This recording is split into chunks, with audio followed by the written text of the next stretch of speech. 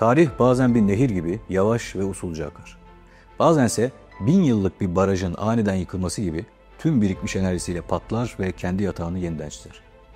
İşte 1922 yılının Ağustos ayı Anadolu için tam da böyle bir andı. 10 yılı aşkın süredir aralıksız savaşan bir millet. Balkan Harbi, Trablusgarp, iç isyanlar, Birinci Dünya Savaşı ve ardından milli mücadele. Kaybedilmiş topraklar, yitirilmiş nesiller, yanmış şehirler ve tükenmenin eşiğine gelmiş bir halk. Sakarya'da kazanılan büyük zafere rağmen aradan geçen bir yıl cepheye bir sessizlik, başkent Ankara'ya ise fırtınalı bir gerilim getirmişti. Düşman Anadolu'nun kalbine saplanmış bir hançer gibi Afyon-Eskişehir hattında bekliyor ve dünya bu yorgun milletin artık son bir hamle yapacak gücü kalmadığına inanıyordu. Ama herkes yanılmıştı. Tarihin sessiz aktığını sandıkları o bir yıllık sürede tarihin en büyük ve en riskli stratejik planlarından biri büyük bir gizlilik ve sabırla ilmek ilmek dokunuyordu.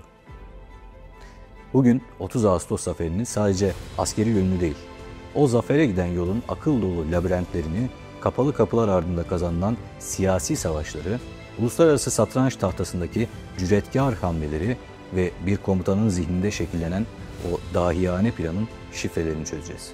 Çünkü 30 Ağustos sadece sıradan bir muharebenin kazanılmasının yıl dönümü değil, bir milletin küllerinden doğuşunu sağlayan aklın, sabrın ve stratejinin manifestosudur. Kocatepe'de top sesleri duyulmadan çok önce zaferin ilk ve belki de en zorlu savaşı Ankara'da, Millet Meclisi'nin koridorlarında verildi. Sanılanın aksine Sakarya Zaferi sonrası mecliste tam bir birlik havası yoktu.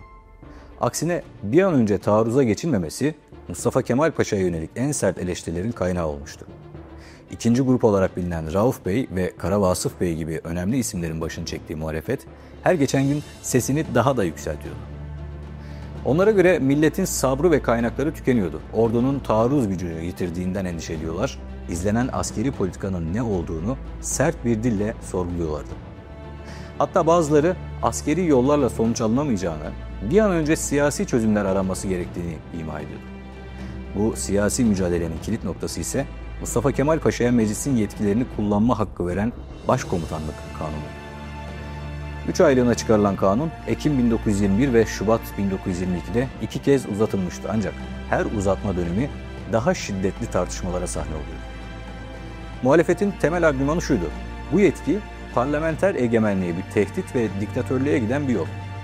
Hatta bazı vekiller stratejik gerçeklikten o kadar kopmuştu ki asıl düşman Yunanlar değil İngilizlerdir diyerek Yunan cephesinde bir oyalama kuvveti bırakılıp ordunun Irak'taki İngilizlere karşı taarruza geçilmesini teklif ediyorlardı. Evet, hakikaten de asıl düşman İngiltere'ydi. Ancak İngiltere'nin vekil gücü olan Yunan ordusunu yenmeden İngiltere ile masaya oturmak intihardan farksızdı. İşte bu yoğun siyasi baskı altında Mustafa Kemal Paşa askeri dehası kadar büyük olan siyasi dehasını ortaya koydu. O, aceleci ve duygusal taleplere karşı stratejik bir sabrı savundu. 4 Mart 1922'de meclisin gizli celsesinde kürsüye çıktı ve tarihi bir konuşma yaptı. Ordunun taarruzun bütün hazırlıklarını tamamlamadan yarım yamalak tedbirlerle ve duygusal düşüncelere dayanarak taarruza geçilmesi mümkün değildir. Eksik bir hazırlıkla yapılacak bir taarruz, hiç taarruz etmemekten çok daha kötü sonuçlar doğurabilir. Evet, bu sabır bir eylemsizlik değil, nihai ve ezici bir darbe için gerekli olan zamanı kazanma stratejisinin ta kendisiydi. Siyasi mücadelenin zirve noktası Mayıs 1922'de yaşandı. 4 Mayıs'ta yapılan oylamada Başkomutanlık Kanunu'nun 3. kez uzatılması için gereken çoğunluk sağlanamadı. Bu, orduyu teknik olarak 2 gün boyunca başkomutansız bırakan anayasal bir krizdi. Muhalefet, Paşa'yı yetkilerinden arındırma çabasında en güçlü hamlesini yapmıştı. Ancak bu hamle geri tepti. Ordunun savaşın en kritik anında lidersiz kalması ihtimali pek çok mebusu endişelendirdi. 6 Mayıs'ta Mustafa Kemal Paşa tekrar kürsüye geldi. Bu kez çok daha sertti. Muhaliflerini isim vererek eleştirdi ve durumu tüm çıplaklığıyla ortaya koydu. Bu konuşmanın ardından yapılan oylamada kanun 11'e karşı 177 oyla yeniden uzatıldı. Muhalefet en güçlü hamlesini yapmış ve kaybetmişti. Bu siyasi mücadelenin son perdesi ise 20 Temmuz 1922'de oynandı. Taarruz hazırlıkları artık son aşamadaydı. Meclise gelen Mustafa Kemal Paşa, siyasi bir manevrayla muhalefeti tamamen silahsız bıraktı. artık olağanüstü yetkilere ihtiyacı kalmadığını düşündüğünü belirterek yetkilerin süresiz uzatılması teklifini meclisin takdirine bıraktı. Bu, bana güveniyor musunuz, güvenmiyor musunuz demekti. Meclis büyük bir güven oyu ile başkomutanlık yetkisini süresiz olarak kendisine tevdi etti. Artık Ankara'daki iç cephe tamamen güvence altına alınmıştı. Büyük taarruz başlamadan önce ilk ve en önemli zaferini siyaset sahnesinde kazanmıştı. Bu siyasi zafer olmasaydı ordunun Dumlupınar'da topyekün bir imha muharebesine girişmesi için gereken sarsılmaz irade ve meşruiyet asla var olamazdı. Ankara'da bunlar yaşanırken Londra ve Paris'te bambaşka bir hava vardı. Stratejik bir körlük ve önlenemez bir kibir.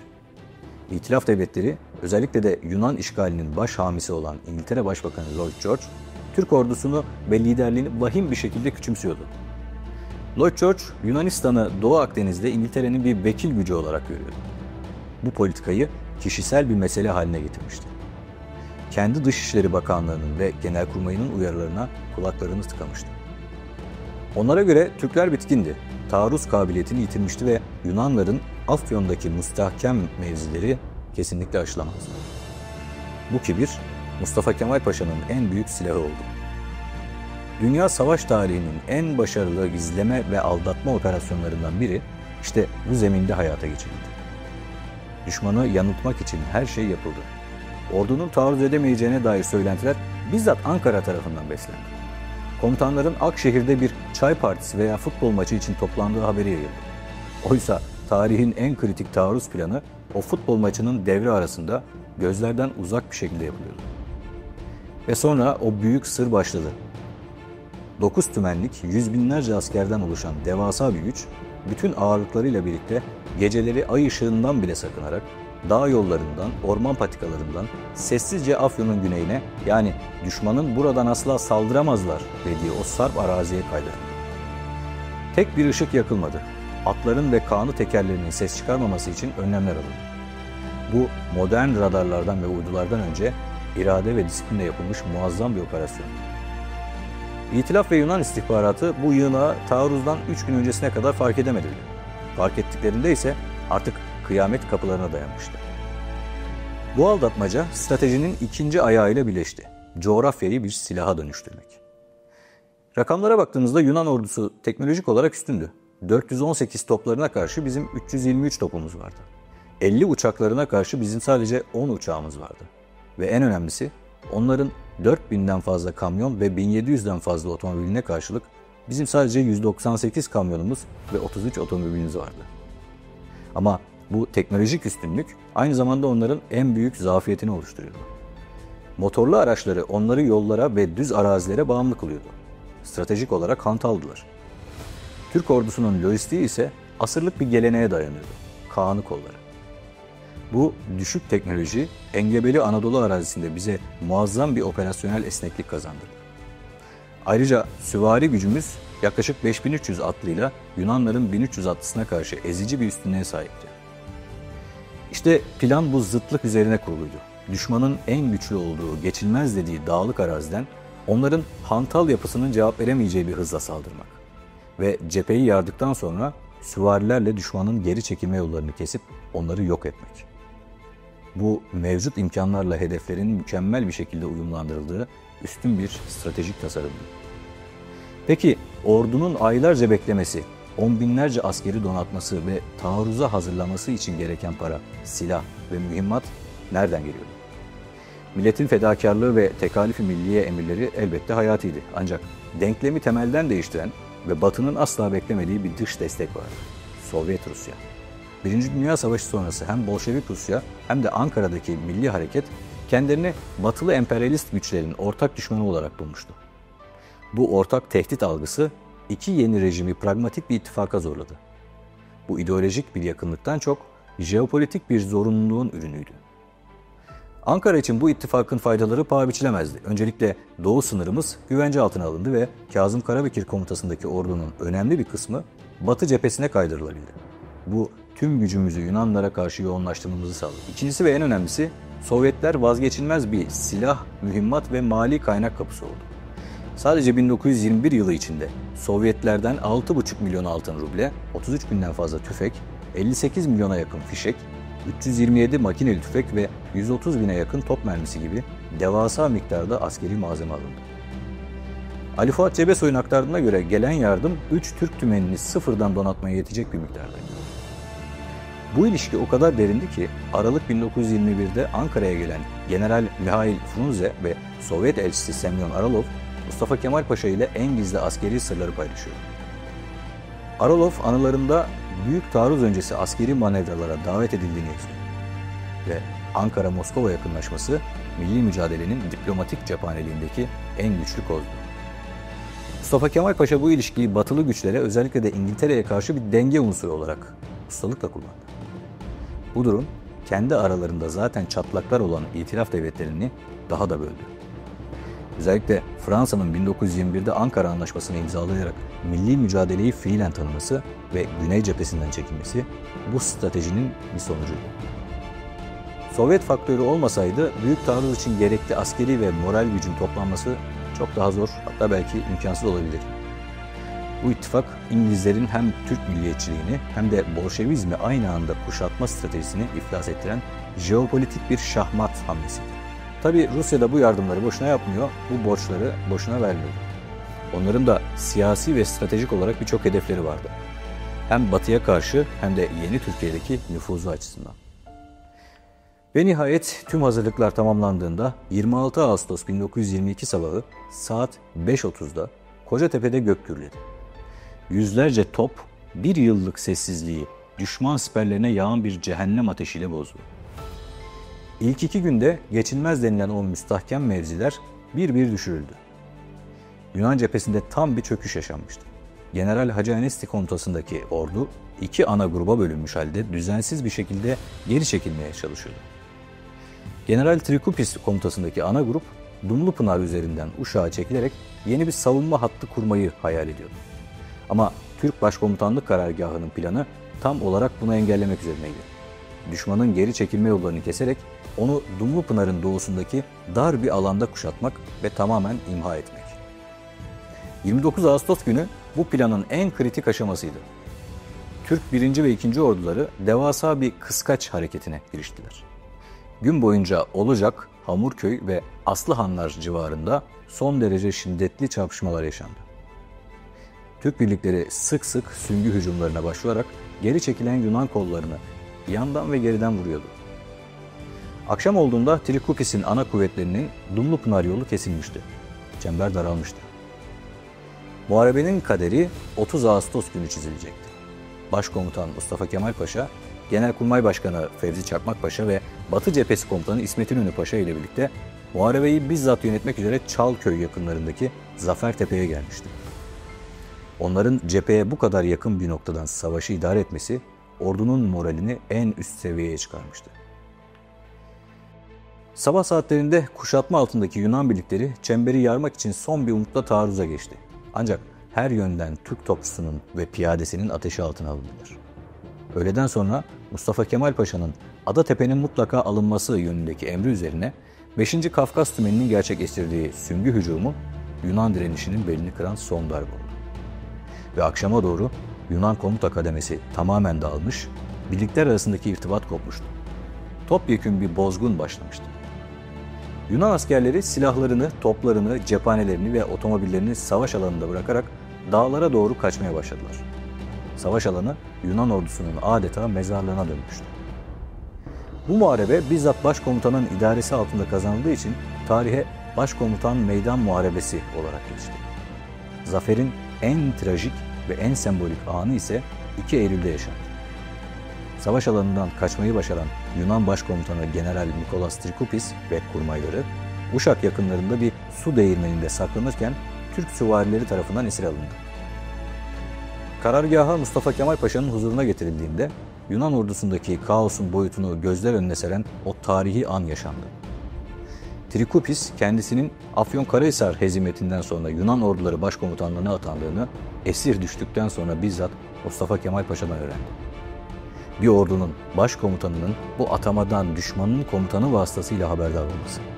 İşte bu an askeri zaferin psikolojik üstünlükle nasıl taçlandırıldığını gösteren tarihe kazınmış bir not. Dumlupınar'daki zafer sadece askeri operasyonu sonuçlandırmadı. Aynı zamanda Birinci Dünya Savaşı'nın galiplerinin kurduğu düzeni temelden sarsan bir diplomatik depremi tetikledi.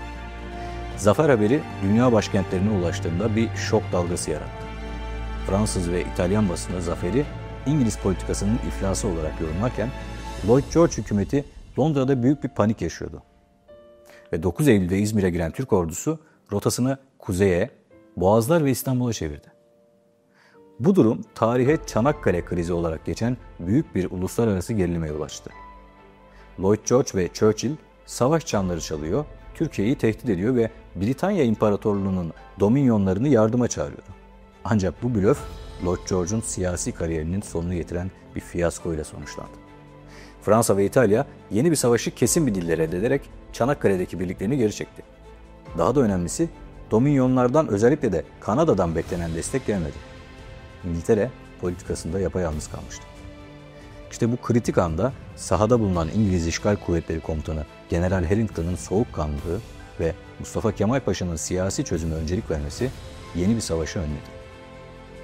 Askeri, siyasi ve diplomatik olarak tamamen köşeye sıkışan İngiltere'nin müzakere masasına oturmaktan başka çaresi kalmamıştı. 3 Ekim'de Mudanya'da başlayan ateşkes görüşmeleri son derece çetin geçti. Türk heyetine başkanlık eden İsmet Paşa, askeri zaferin getirdiği özgüvenle masaya oturdu ve Doğu Trakya'nın derhal ve koşulsuz olarak Türk yönetimine devredilmesini talep etti.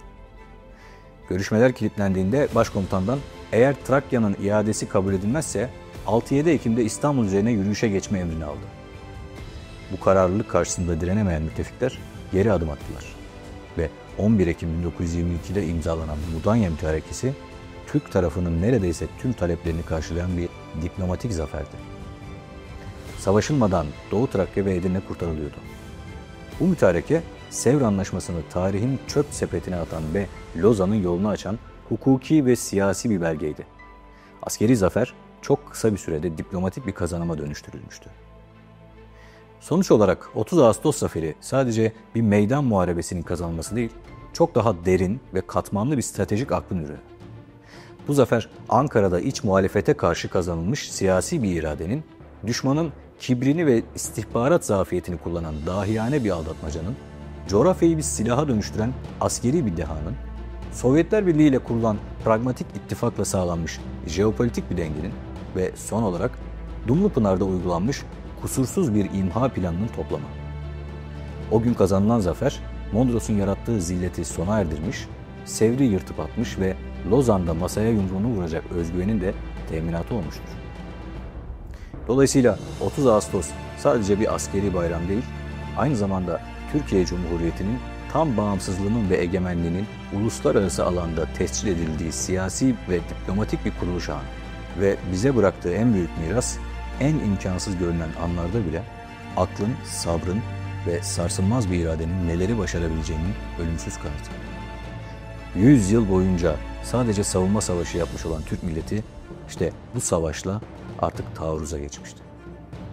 Ve bu vesileyle başta Başkomutan Mustafa Kemal Atatürk olmak üzere tüm silah arkadaşlarını rahmet ve minnetle anıyoruz. Türkiye'yi bize armağan eden, gelecek kuşaklar için de emanet eden binlerce şehidimizin fedakarlığını daha iyi anlayacağımız günlere ulaşmak dileğiyle. Türk milletinin Zafer Bayramı kutlu olsun. Türk milletinin karakteri yüksektir. Türk milleti çalışkandır. Türk milleti zekidir.